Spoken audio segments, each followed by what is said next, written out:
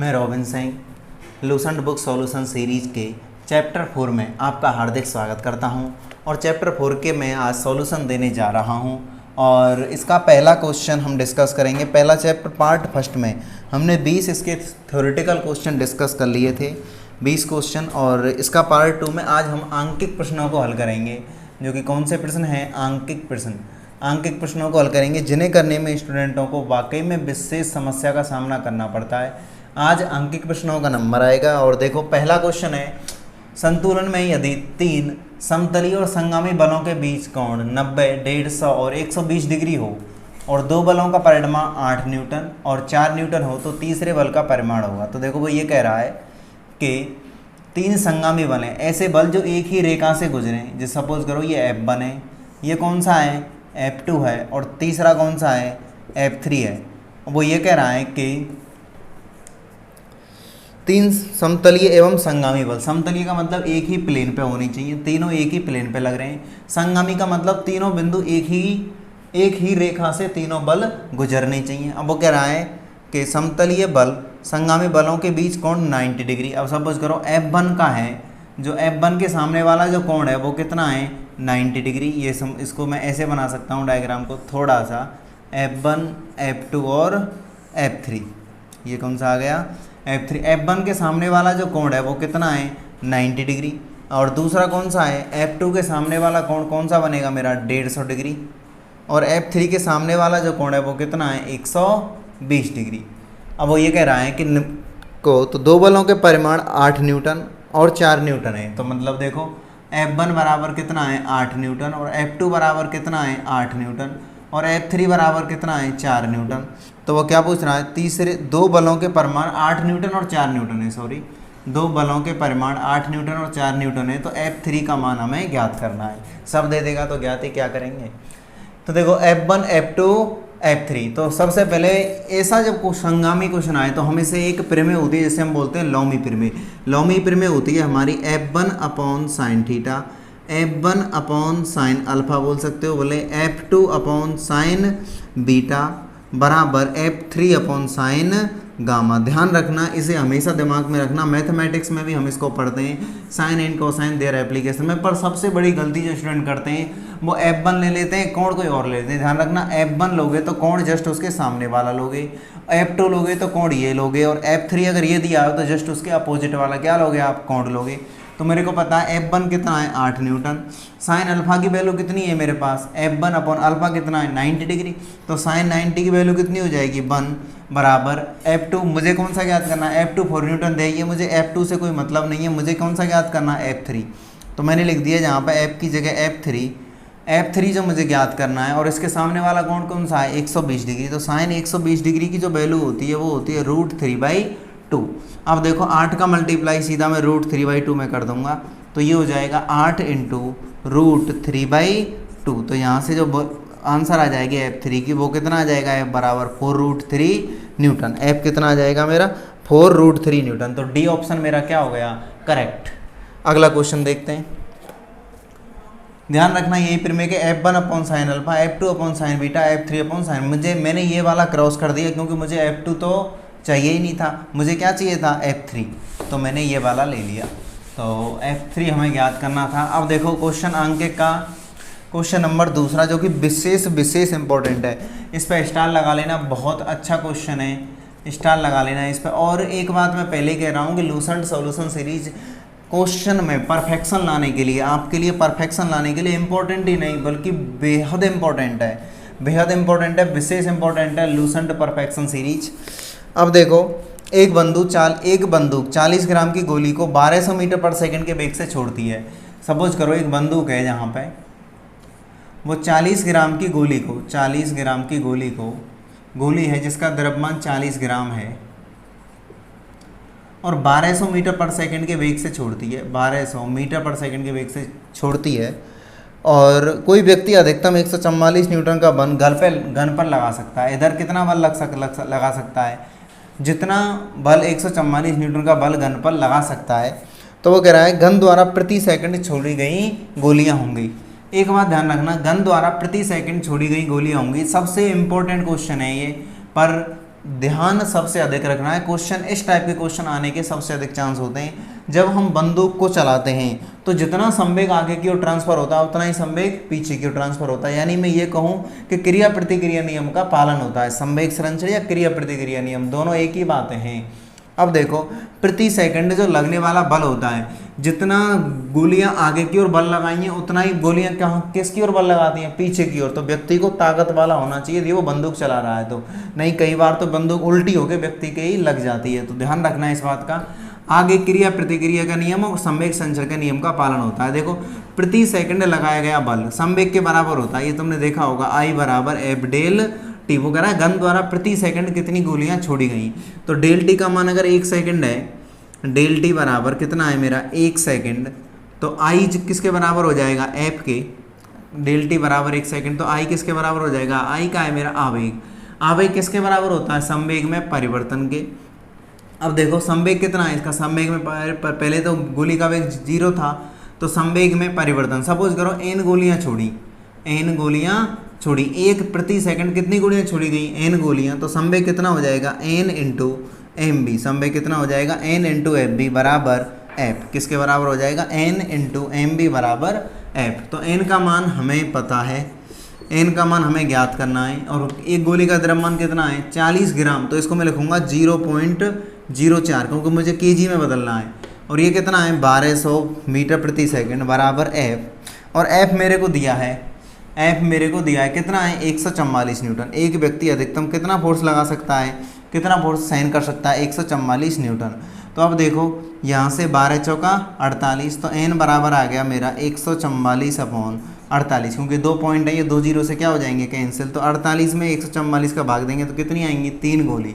अब ध्यान रखना, जैसे n का मान 144 है, अगर f का मान 144 है, यदि 144 से जितना ऊपर होगा, ये 144 से व्यक्ति जितना अधिक बल सहन करेगा वो प्रति सेकंड उतनी ही गोलियां छोड़ सकता है। क्योंकि एक गोली का संवेग कितना ट्रांसफर हो रहा है इस साइड में, पहले ऐसे देख लो कि इधर जो संवेग है वो कितना है, 144। ये बल और संवेग एक ही बात है। प्रति सेकंड जो बल होता है वो किसके बराबर होता है, संवेग के, और संवेग या आवेग एक ही बात है। तो अगर मैं प्रति सेकंड जो बल होता है, प्रति सेकंड बल होता है वही संवेग के बराबर होता है। तो एक गोली कितना संवेग छोड़ती है, एक जैसे ही मैंने गोली आगे की ओर छोड़ा तो कितना संवेग ट्रांसफर हुआ, m इंटू वी से कितना 48 न्यूटन का बल लगा। एक गोली को छोड़ने के लिए कितने बल की आवश्यकता थी मुझे, 48 न्यूटन की। तो 48 न्यूटन गोली कहाँ लगाएगी, बल पीछे की ओर, क्रिया प्रतिक्रिया नियम के अनुसार। लेकिन तुम्हारे पास ताकत कितनी है, तुम 144 न्यूटन तक बल सहन कर सकते हो, तो तुम एक साथ 3 गोली छोड़ सकते हो। अगर तुम एक साथ 4 गोली छोड़ने लगोगे तो बंदूक भी उतना ही बल लगाएगी, लेकिन तुम्हारी क्षमता 144 न्यूटन की है, तो बंदूक कहाँ कट जाएगी, बैक कर जाएगी, और तुमको ही क्षति करने की संभावना रहेगी। तो ये चीज़ विशेष इंपॉर्टेंट है। सबसे पहले डायरेक्ट मेथड और देख लो इसका। तुम्हें क्या करना है, गोलियों की संख्या निकालने के लिए कुछ नहीं करना, संवेग अगर तुम्हें इस टाइप से एक प्रति सेकंड कितना गोलियां अगर तुम्हें निकालने हुई तो एक गोली का संवेग कैसा करो, बल, औसत बल, मतलब औसत बल में डिवाइड कर दो किसका, एक गोली के संवेग का। एक गोली का संवेग औसत बल में डिवाइड कर दो एक गोली का संवेग। तो औसत बल में डिवाइड कर दो तो गोलियों की संख्या आ जाएगी। औसत बल कितना है, 44 न्यूटन, 144। एक गोली का संवेग कितना है, 12 चौका 48। तो गोलियों की संख्या कितनी आ गई, 3। गोलियों की संख्या कितनी आ गई, 3। ये डायरेक्ट मेथड भी होता है। औसत बल में तुम एक गोली के संवेग का डिवाइड कर दो तो डायरेक्ट तुम्हारी गोलियों की संख्या आ जाती है। पर ठीक है, कंसेप्ट इंपॉर्टेंट होता है बजाय ट्रिक के। तो जो भी तुमको उचित लगे वो आप कर सकते हो, ये निर्भर करता है तुम्हारी अंडरस्टैंडिंग के ऊपर। अगला क्वेश्चन देखो, क्वेश्चन नंबर 3। ये भी विशेष इंपॉर्टेंट है, ध्यान रखना। न्यूटन्स के चैप्टर 4 के जितने भी क्वेश्चन हैं वो सारे इंपॉर्टेंट हैं और सारे अच्छे लेवल के क्वेश्चन हैं। एम द्रव्यमान का एक गोला जो कि विराम अवस्था में है, एम द्रव्यमान का एक गोला था बेचारा, विराम अवस्था में है, तो इसका मतलब वेग कितना है इसका 0 और द्रव्यमान कितना है एम। और वो कह रहा है अचानक 2 भागों में टूट जाता है, 3 भागों में टूट जाता है, उसके 2 भागों के द्रव्यमान m/4, m/4 हैं। इनमें से प्रत्येक भाग परस्पर लंब दिशा में, जैसे सपोज करो एक इधर चला गया, एक इधर जा रहा है, टक्कर होने टूटने के बाद इसे टक्कर हुई तो एक इधर गया, एक तो इधर गया, यहाँ से टक्कर हुई, ये टक्कर वाला पॉइंट है, यहाँ से फूटा, तो एक गोला तो इधर चला गया और एक गोला इधर चला गया, जिसका द्रव्यमान कितना है m/4, इसका भी कितना है m/4। परस्पर लंब दिशाओं में जा रहे हैं। सपोज करो एक एक्स अक्ष में गया तो इसका वेग कितना हो जाएगा 3i कैप, दूसरा वाई अक्ष में गया तो उसका वेग कितना हो जाएगा 4j कैप, वाई अक्ष में गया तो 4j कैप, लंब दिशाओं में दिए उसने 4j कैप। तो वगैरह तीसरे भाग का वेग ज्ञात करो। अब तीसरे भाग का हमें तो पता नहीं है तीसरा भाग किधर गया होगा, पर संवेग संचरण की नियम के साथ जैसे ही गोला का कोई तो चारों दिशाओं में संवेग का ट्रांसफर होता है इस तरह। तो दो अगर इधर गए तो तीसरा कहीं ना कहीं किधर जाएगा, इधर आएगा, तो उसका वेग ऑटोमेटिक नेगेटिव आएगा। देखते हैं कितना आता है। संवेग संरक्षण का नियम बोलता है हमारा कि प्रारंभिक संवेग बराबर किसके होता है, अंतिम संवेग के। प्रारंभिक संवेग बराबर अंतिम संवेग के होता है। संवेग संरक्षण का नियम क्या बोलता है हमारा, प्रारंभिक संवेग बराबर अंतिम संवेग। अगर मैं बात करने लगूं प्रारंभिक संवेग की तो इनिशियल तो m इंटू बी का मान कितना हो जाएगा 0 के बराबर। अंतिम संवेग, प्रारंभिक संवेग तो गोला विराम में है तो प्रारंभिक संवेग तो 0 ही होगा। और अगला देखें अंतिम संवेग देख लें तो m/4, इसका m इंटू बी, तो इसका कितना वेग है उसका 3i कैप, तो मतलब 3 लिखो तो 3i cap plus m/4 into तीसरा कौन सा है मेरा m/4, दूसरे कण का जो वेग है वो कितना है 4j कैप। तीसरे कण का द्रव्यमान कितना होगा बताओ भाई, तीसरे कण का जो द्रव्यमान होगा, m द्रव्यमान का कण है, दो कण m/4 के, तो इनका योग कितना हो गया m/2, तो m में से m/2 गया तो तीसरा कण का द्रव्यमान कितना होगा m/2 इंटू उसका वेग हमें नहीं पता है, वो हमें निकालना है। तो ये तो 0 के बराबर हो गया। अब तीसरे कण का जो द्रव्यमान आ जाएगा वो कितना आ जाएगा मेरा m/4 into 3i cap plus ये इधर चला जाएगा और ये दोनों कैसे हो जाएंगे -k, और ये कितना हो जाएगा m/4 4j कैप बराबर ये कितना हो जाएगा m/2 b3। तो ये यहाँ से बच जाएगा, ये दोनों इधर चले जाएंगे और ये कितना हो जाएगा, ये m/2 b3 चल ही रहा है आपका, ये हो जाएगा यहाँ से m/2 b3। अब देखो m से m कॉमन लेके कट जाएगा, यहाँ से दोनों पक्षों में तुम 4 का मल्टीप्लाई कर दो या फिर दोनों पक्षों में 2 का मल्टीप्लाई करोगे तो यहाँ से कितना बचेगा 4 4 है तो दोनों पक्षों में 2 का मल्टीप्लाई कर दो तो 1/2 तो कॉमन आ जाएगा। यहाँ कितना बचेगा 3i कैप 4j कैप और 2 का मल्टीप्लाई तुम दोनों पक्षों करो तो b/3 सिर्फ कितना बच जाएगा b3। तो ये तुम्हारी वेलोसिटी का मान आएगा। अब देखना है ये वाला, ये इधर जाएंगे 0 में तो नेगेटिव हो जाएंगे, नेगेटिव दोनों से कॉमन आ जाएगा। 3i cap plus 4j cap का परिमाण कितना होता है 5, 5 का आधा कितना होता है 2, तो वेलोसिटी का जो मान होगा वो कितना होगा -के 2.5 मीटर प्रति सेकंड। माइनस डायरेक्शन से है लेकिन वेग का परिमाण की बात करें तो कितना होगा 2.5 मीटर प्रति सेकंड। परिमाण कितना होगा 2.5 मीटर प्रति सेकंड। देखो बहुत अच्छा क्वेश्चन है, एक बार दोबारा देखो, देख लेते हैं। प्रारंभिक कण का निकाय का संवेग, प्रारंभिक संवेग बराबर क्या होता है अंतिम संवेग के बराबर होता है m इंटू 0। एक कण गया मेरा, दोनों लंब दिशाओं में गए। तुम्हें पता है गलती कहाँ होती है स्टूडेंटों से, वो i कैप j कैप नहीं लेते, वो ले लेते हैं 3 और 4। जब उसने डायरेक्शन दी है तो तुम्हें लंब दिशाओं में ही लेने हैं। परस्पर लंब दिशाओं में गए तो मैंने मान लिया एक x अक्ष में गया और दूसरा y अक्ष में गया, तो मैंने वेग को लेना है मुझे 3i कैप और 4j कैप, फिर तीसरे का मेरे को अपने आप आ ही जाएगा। फिर ये कैलकुलेशन है, आप कर लेना। कैलकुलेशन समझ में नहीं आई तो माना ऐसा हो गई, तुम खुद प्रयास करेंगे तो वो हो जाएगा। पर मेन चीज़ है ये कंसेप्ट, प्रारंभिक संवेग और अंतिम संवेग का कंसेप्ट अगर लगाना आ गया तो इसका मतलब you deserve to a selection. बस ये इंपॉर्टेंट है।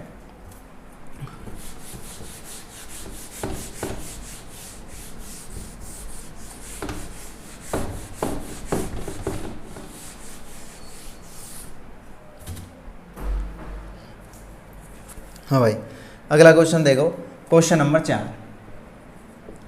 क्वेश्चन नंबर 4 की बात करूँ, एक हल्की डोरी घर्षण रहित घिरनी के ऊपर से गुजरती है। एक सिरे पर m और दूसरे पर 3m द्रव्यमान बंधे हैं तो निकाय का त्वरण होगा। ये तो नॉर्मल है, एक सिरे पर m द्रव्यमान है, दूसरे पर 3m है, तो निकाय के त्वरण का फॉर्मूला क्या होता है, a बराबर m2 minus m1 upon m1 plus m2 into g। तो देखो a का जो मान होगा m2 माइनस m1, 3m में से m गया तो 3m माइनस m कितना बचा 2m, 3m प्लस m कितना हो गया मेरा 4m, m1 plus m2 into जी। तो यहाँ से यह कैंसिल, जी से आंसर कितना आ गया मेरा g/2। कहानी ख़त्म। बच्चा जानता है, कोस्ट कैलकुलेशन में कन्फ्यूज होने की ज़रूरत नहीं है भाई। कई बार ये कहते हैं सर m2 को 3m लेके m एंड बड़े में से छोटा घटा देना है डायरेक्ट, जो बड़ा है 3m माइनस m, बड़े में से छोटा, बड़े को m2 लेना है, छोटे को बड़े में से छोटा घटाना है, हमेशा जो बड़ा है उसमें से छोटे घटा देना, योग में तो कोई फर्क पड़ेगा ही नहीं। आंसर कितना हो जाएगा g/2। अगला क्वेश्चन, क्वेश्चन नंबर 5, 50 न्यूटन का कोई बल 5 kg की वस्तु पर 2 सेकंड तक कार्य करता है तो वस्तु का त्वरण होगा। तो हमारा अगर मैं बात करने लगूँ 30 न्यूटन का कोई बल 5 kg की वस्तु पर 2 सेकंड तक कार्य करता है तो वस्तु का त्वरण होगा। ये तो काफ़ी आसान है। 30 न्यूटन का कोई बल है तो F बराबर m हो गया, और 2 सेकंड तक कार्य करता है तो 5 से 6 तो ये तो सीधा आ रहा है, F बराबर ma। तो F का मान कितना है मेरा 30 न्यूटन और 5 kg का बल है, तो वस्तु का त्वरण तो कितना आएगा मेरा 2 सेकंड तक कार्य करेगा, तो इससे त्वरण में थोड़ी वृद्धि होगी, तो F बराबर a। तो नॉर्मल क्वेश्चन है, इतना सरल क्वेश्चन तो इसे देना ही नहीं चाहिए था, पर कोई दिक्कत नहीं, दे देते हैं। कुछ क्वेश्चनों को अटैक नहीं आना चाहिए ना बच्चों को, तो इस वजह से दे देते हैं F बराबर ma। 2 सेकंड तो इसने बस कंफ्यूज करने के लिए दिया है, उसका कोई अर्थ नहीं है। क्वेश्चन नंबर 6 देखो, ये भी काफ़ी इंपॉर्टेंट है। वो कह रहा है 10 ग्राम और 40 ग्राम की 2 गोलियां P तथा Q के बेग क्रमशः 20 मीटर पर सेकंड और 5 मीटर पर सेकंड है। 10 ग्राम की जो गोली है उसका जो बेग है वो कितना है मेरा 20 मीटर पर सेकंड, और जो आपकी 40 ग्राम की जो गोली है, 40 ग्राम की गोली है उसका जो बेग है वो कितना है 5 मीटर पर सेकंड। तो कह रहा है P तथा Q के बेग, तो दोनों गोलियां गीली मिट्टी की दीवार से टकराती हैं, तो अगर दोनों गोलियां गीली मिट्टी की दीवार, पहले तो देखो दोनों गोलियों का संवेग कितना है, इसका द्रव्यमान इतना है और ये इतना है, इसका जो संवेग आ गया वो कितना आएगा 0.01, द्रव्यमान को केजी में बदल देंगे इंटू 20 का मल्टीप्लाई करेंगे। तो वैसे भी देख लो, द्रव्यमान को मत बदल दो, उसमें निकाल लो आप ग्राम मीटर प्रति सेकंड में, तो 20 इंटू 10 से करेंगे तो कितना आ गया 2 से, 40 इंटू 5 करेंगे, P बराबर संवेग क्या होता है P बराबर mv, द्रव्यमान और वेग का मल्टीप्लिकेशन 2 से, इसका भी कितना है 2 से, इसका मतलब दोनों समान गहराई तक जाएंगे, दोनों के संवेग कैसे हैं बराबर, इसका मतलब दोनों बराबर गहराई तक प्रवेश करेंगे, संवेग बराबर है तो दोनों बराबर गहराई तक प्रवेश करेंगे। अगला क्वेश्चन, क्वेश्चन नंबर 7 देखो, क्वेश्चन नंबर 7 है 250 किग्रा द्रव्यमान की लिफ्ट 3 मीटर पर सेकंड के त्वरण से ऊपर जा रही है तो डोरी का तनाव होगा। ध्यान रखना, जैसे अगर कोई लिफ्ट ए त्वरण से ऊपर की ओर जाए तो जैसे बाहर कितना होता है mg, तो डोरी में जो तनाव जो होगा वो कितना होगा, ए त्वरण से ऊपर की ओर जाए तो कोई भी चीज़ ए त्वरण से ऊपर की ओर जाए तो डोरी पे जो तनाव बल होता है m इंटू जी प्लस ए त्वरण से नीचे की ओर आए तो m इंटू जी माइनस ए, और एक समान वेग से जाए तो त्वरण कितना हो जाएगा 0, तो सीधा T बराबर क्या रहेगा mg, सीधा तनाव बल किसके बराबर रहेगा, जैसे m द्रव्यमान का फोर्स लटका हुआ है, ये कैसे आता है भाई देख लो, जैसे सपोज करो मेरे पास ये है, ये कोई लिफ्ट है, ये बुक एक बार और पढ़ देता हूँ क्वेश्चन को, कहाँ है 250 किग्रा द्रव्यमान की लिफ्ट 3 मीटर पर सेकंड के त्वरण से ऊपर की ओर जा रही है। सपोज करो ये m द्रव्यमान की कोई लिफ्ट है और इस पर mg कहाँ लगेगा नीचे की ओर, और टेंशन कहाँ लगेगा ऊपर की ओर, ये त्वरण से कहाँ जा रही है, ये त्वरण से कहाँ जा रही है ऊपर की ओर, तो मैं सीधी सी बात कहूँगा, मैं किसका बात कहूँगा F नेट किसके बराबर होता है ma के, F नेट ma के बराबर, तो नेट फोर्स कितना है मेरा T, क्योंकि ऊपर की ओर जा रही है इसका मतलब T बड़ा है किससे mg से, क्योंकि ऊपर की ओर जा रही है तो T माइनस mg बराबर ma, तो यहाँ से जो तनाव बल आ जाएगा T बराबर वो कितना आ जाएगा mg प्लस ma, क्योंकि F नेट फोर्स किसके बराबर होता है ma के। अब नेट फोर्स देखो इस m द्रव्यमान पर कितना है, T कहाँ लग रहा है ऊपर की ओर और mg कहाँ लग रहा है नीचे की ओर, तो T minus mg equal to ma, तो यहाँ से T बराबर mg plus ma, T equal to m into g plus a, तो यहाँ से m की जो वैल्यू है वो कितनी दे रखी है 250 किग्रा, तो m की वैल्यू है 250 किग्रा, g की वैल्यू हम लगभग इसने 9.8 दिया है तो 9.8 ही लेनी है, 9.8 इंटू 3, जी का मान 9.8 लेना है, और त्वरण का जो मान है वो कितना है 3, तो यहाँ से कितना आ जाएगा 250 इंटू 9.8 इंटू 3, तो 9 और 3 12 है, तो यहाँ से हो जाएगा 12.8, और आप कैलकुलेशन कर सकते हो उसका, तो 25 से कैलकुलेशन करो सबसे पहले, ये सब पॉइंट हटा दो, यहाँ से जीरो गायब, तो पॉइंट हटा के जीरो गायब हो जाएगा, तो 25 का 8 से मल्टीप्लाई करोगे तो 25 अट्ठे 200, 25 अट्ठे 200, 20, 25 दूना 50, 50 में 20 तो कितना हो गया 70, और 25 और 25 सॉरी 25 अट्ठे 220, और 25 दूना 50, 70 का मतलब 0, 7, और 25 सेकंड 25, 25 और 7 32, 25 और 7 कितना हो गया 3200 न्यूटन। ये तो बहुत आ रहा है 3200 न्यूटन, ऑप्शन है पहला ही 3200 न्यूटन, तो पहला ऑप्शन आ गया। ये कैलकुलेशन है आसानी से। सबसे इंपॉर्टेंट कौन सा है, ऊपर की ओर जा रही है तो टी बराबर तनाव जो होता है टी बराबर एम जी प्लस ए, और ध्यान रखना अगर लिफ्ट नीचे की ओर आ रही है तो तनाव टी बराबर एम इंटू जी माइनस ए। इस स्थिति में व्यक्ति को आवासीय भार भी जो होता है वही तनाव होता है। आवासीय भार भी क्या होता है, यदि तनाव बल एम जी से अधिक है, तनाव बल क्या होता है, ये होता है एम जी वास्तविक भार। इस स्थिति में व्यक्ति का आवासीय भार भी बड़ा होगा किससे, आवासीय भार नहीं, आवासीय भार बड़ा होगा वास्तविक भार एम जी से, क्योंकि आवासीय भार कितना आ रहा है मेरा m g plus m a, उसे ही हम तनाव बल बोलते हैं, टेंशन। तो ये इजी टाइप के क्वेश्चन कुछ 360 डिग्री डिफेंस एकेडमी में बस हम प्रयास कर रहे हैं आपके सिलेक्शन के लिए दे रहे हैं, जिसके माध्यम से, क्योंकि मेरे पास इतना टाइम नहीं होता, जब बैचेस बहुत ज़्यादा चलते हैं तो इतने डाउट समझाने के लिए टाइम नहीं होता, तो इसकी वजह से हम स्टूडेंटों के लिए कुछ बेहतर और परफॉर्मेंस हम क्लास में, जब हम क्लास में पढ़ाते हैं तो हम और एडवांस लेवल की प्रॉब्लमों पर ध्यान देते हैं और कुछ कंसेप्टों पर डिटेल में डिस्कस करते हैं। यदि आपको समझने में दिक्कत आ रही है तो इसका मतलब है आपने लेक्चर्स कम लिए हैं और आप मेरे सब्जेक्टिव लेक्चर ले सकते हैं। यदि आपको बेटर परफॉर्मेंस चाहिए तो सब्जेक्टिव प्लस सॉल्यूशन दोनों लो, और जितना हो सके एक ही टीचर के लेक्चर लो, उसे कंटिन्यूस लो, repetition repetition repetition until perfection. Question number 8 है, एम द्रव्यमान के गुटके को क्षैतिज घर्षणहीन तल के अनुदेश द्रव्यमान एम की रस्सी से खींचा जाता है। मतलब एम द्रव्यमान का एक गुटका है, उसे क्षैतिज पर, और ये रस्सी है वो खूब मोटी है, जिसका द्रव्यमान कितना है एम, और एफ बल से खींचा जाता है। तो वो कह रहा है कि रस्सी के द्वारा, तो वो कह रहा है रस्सी के एक सिरे पर एफ बल लगाया जाता है तो रस्सी द्वारा गुटके पर लगने वाला बल होगा। तो ध्यान रखना, इन्हें तुम इस तरह से ब्लॉकों को तोड़ सकते हो, क्योंकि रस्सी के द्वारा, ये रस्सी है रोप है और ये बल लगा रही है किस पे, गुटके पे, तो दोनों के मध्य क्या करेंगे आप, ये एम द्रव्यमान का फोर्स है और ये रस्सी है, तो दोनों को अलग अलग द्रव्यमान मान लो ये, तो उनके मध्य तुम्हें पता है क्या ज्ञात करना होता है, टेंशन फोर्स ज्ञात करना होता है, ये एम बराबर ये एफ। अब जो तुम्हें पता है इन दोनों के मध्य तनाव बल ज्ञात करना होता है। ये मतलब अगर तुम्हें ये पूछे ना कि रस्सी के द्वारा गुटके पर या रस्सी में तनाव बल ज्ञात करो, दोनों की बात एक ही हो जाती है, दोनों की बात एक ही हो जाती है। तो ऐसा कर लो, इस एम द्रव्यमान की रस्सी को ये मान लो, इसे नया ब्लॉक की तरह व्यवहार कर लो और इसकी तरह से ब्लॉक की तरह। तो टेंशन ज्ञात करने का मैंने डायरेक्ट फॉर्मूला बताया, बीच में एक रेखा खींचो, उसके बाद कितना द्रव्यमान आएगा, इस ब्लॉक का द्रव्यमान कितना आ जाएगा एम, और ब्लॉक का त्वरण कितना आ जाएगा f upon m plus n, f upon m plus n. तो डायरेक्ट जो आंसर होगा तुम्हारा कितना हो जाएगा, f m upon m plus m. तो ये ऑप्शन हो गया f m upon m plus m, small m plus ये स्मॉल एम आएगा प्लस एम आएगा, f m upon m plus n, B option. कहीं कोई दिक्कत नहीं, इसमें तो कहीं कोई दिक्कत नहीं है भाई। अगर तुमने ये लेक्चर लिए हैं तो ये ट्रिक मेरी बहुत शानदार है। यदि तुम्हें दो ब्लॉकों के मध्य तनाव बल ज्ञात करना तो direct m upon f upon m plus m, बहुत अच्छी है, शानदार ट्रिक है, आप कर सकते हो बड़ी आसानी से।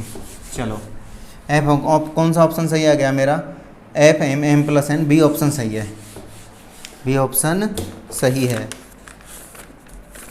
क्वेश्चन नंबर देखो, क्वेश्चन नंबर 9, निम्नलिखित में से कौन सा समीकरण सभी परिस्थितियों निर्देश तंत्रों में लागू नहीं होता। एफ बराबर G M one M two सार्वत्रिक में, पी वी बराबर एन आर टी है, एफ बराबर एम ए, यही नहीं होता भाई, एफ बराबर एम ए मेरा लागू नहीं होगा, एफ बराबर एम ए ही लागू नहीं होगा, बिल्कुल सही है, क्योंकि एफ बराबर देखो G M one M two upon r square, ये तो हर कोई जानता है, फिर भी मुझे कभी कभी डाउट्स होते हैं कि ऐसे क्वेश्चन पूछते हैं। एफ बराबर G M one M two, G क्या है मेरा, सार्वत्रिक नियतांक, जी क्या है मेरा, सार्वत्रिक, इसे हम बोलते हैं यूनिवर्सल कांस्टेंट। मैं क्लास में इसमें बहुत ज़्यादा ध्यान देता हूँ। ये कौन सा होता है, यूनिवर्सल कांस्टेंट, इसका मतलब है ये हमेशा लगेगा जहाँ जहाँ यूनिवर्सल। पी वी बराबर n R T, P V बराबर एन आर टी, तुमने आर को सुना होगा, आर क्या है मेरा, यूनिवर्सल कांस्टेंट। यूनिवर्सल का मतलब है पृथ्वी रहे ना रहे, मैं तुम्हें पढ़ाऊँ ना पढ़ाऊँ, लूसेंट के सोल्यूशन में अपलोड करूँ ना करूँ, तब भी आर और जी का मान, तब भी आर और जी के मान दोनों कैसे होंगे, एक समान होंगे, तब भी आर और जी के मान परिवर्तित नहीं होंगे, और ये नियम हमेशा लगेंगे, चाहे फ्रेम जड़त्वीय हो चाहे अजड़त्वीय हो। तो बचा ऑप्शन कौन सा, एफ बराबर एम ए, एफ बराबर एम ए नहीं लगता है, हमेशा नहीं लगता है, क्योंकि जहाँ त्वरण आ गया तो ये कौन सा फ्रेम, कई बार अजड़त्वीय फ्रेम हो जाते हैं, तो ये सारी दिक्कतें आती हैं। लेकिन जहाँ जिन नियमों में सार्वत्रिक नियतांक आएगा वो नियम हमेशा नहीं लगेंगे। अगला देखो, आवृत्ति वाला भी हमेशा लगता है, आवृत्ति और वेग में जो रिलेशन है, बी बराबर न्यू लैम्बडा। क्वेश्चन नंबर 10 विशेष इंपॉर्टेंट क्वेश्चन है, क्वेश्चन नंबर 10, ऐसे क्वेश्चन कम से कम 20 क्वेश्चन कराए मैंने क्लास में, तो मेरी क्लास वाले बच्चों ने तो एक झटके मरा दिया। अब देखो 5 मीटर की ऊंचाई से 400 ग्राम की गेंद को गिराया जाता है, 5 मीटर की ऊंचाई से। तो ये हमने पहले ही वीडियो लेक्चर में बताते हैं, जब 5 मीटर की ऊंचाई होती है तो जब किसी कण को 5 मीटर की ऊंचाई से गिराते हैं तो कण का वेग कितना होता है 10 मीटर प्रति सेकंड, और वो गिराया किसी बल्ले के 100 न्यूटन से बल लगाया जाता है, 100 न्यूटन के बल लगाया जाता है और 20 मीटर की ऊंचाई पर फेंक दिया जाता है। और जब किसी कण को 20 मीटर की ऊंचाई पर अगर कोई कण गया तो इसका मतलब इसे किस वेग से फेंका गया था, किस वेग से फेंका गया था 20 मीटर प्रति सेकंड के वेग से। अब वो कह रहा है कि गेंद के बल्ले के साथ संपर्क में रहने का समय है, तो आई बराबर क्या होता है हमारा एफ डेल्टा टी, और डेल टी क्या होता है संपर्क समय। तो संवेग कैसा आएगा भाई, आवेग क्या होता है संवेग में, आवेग होता है हमारा संवेग में परिवर्तन P2 माइनस P1 बराबर एफ डेल्टा टी। अब P2 को क्या लिखोगे आप, P2 को लिखोगे हम M B2 minus V1, P2 बराबर M B2 minus M B1 बराबर एफ डेल्टा टी। तो यहाँ से गेंद का द्रव्यमान कितना है 400 ग्राम, 400 ग्राम का मतलब 0.4। गेंद का वेग कितना है मेरा, गेंद का जो वेग है B2 कितना है मेरा 20 मीटर पर सेकंड, B2 कितना है मेरा 20 मीटर पर सेकंड, और B1 कितना है मेरा 10 मीटर पर सेकंड माइनस, लेकिन B1 कहाँ है नीचे की ओर और B2 कहाँ है ऊपर की ओर, तो माइनस माइनस माइनस 10 मीटर पर सेकंड, तो ये प्लस 10 हो जाएगा क्योंकि B2 नीचे की ओर है, B1 दोनों की डायरेक्शन उल्टी होंगी।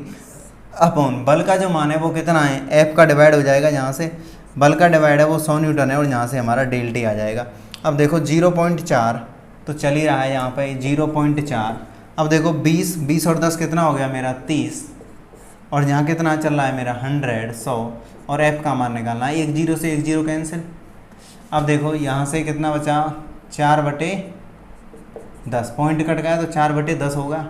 अब यहाँ से देखो 4 3 12, तो ये कितना हो गया 12/10 इंटू 10 100, 12/100, 12/100 का मतलब कितना हो गया 0.12, कितना हो गया 0.12 सेकंड का टाइम लगेगा। तो 0.12 सेकंड ऑप्शन कौन सा है इसका, ऑप्शन जो है वो सी ऑप्शन है। पर सबसे इंपॉर्टेंट चीज़ क्या है, जब किसी कण को 5 मीटर पर सेकंड के वेग से गिराते हैं तो वेग कितना होता है, जब किसी कण को 5 मीटर की ऊंचाई से गिराया जाता है तो वेग 10 मीटर पर सेकंड, और कोई कण अगर 20 मीटर की ऊंचाई पर जाता है तो उसे किस वेग से फेंका गया है 20 मीटर पर सेकंड के वेग से। ये हमने कम से कम 3 लोग 14 भवनों तक ये बात फैला दी है, लेकिन फिर भी आपके कानों तक नहीं पहुँची।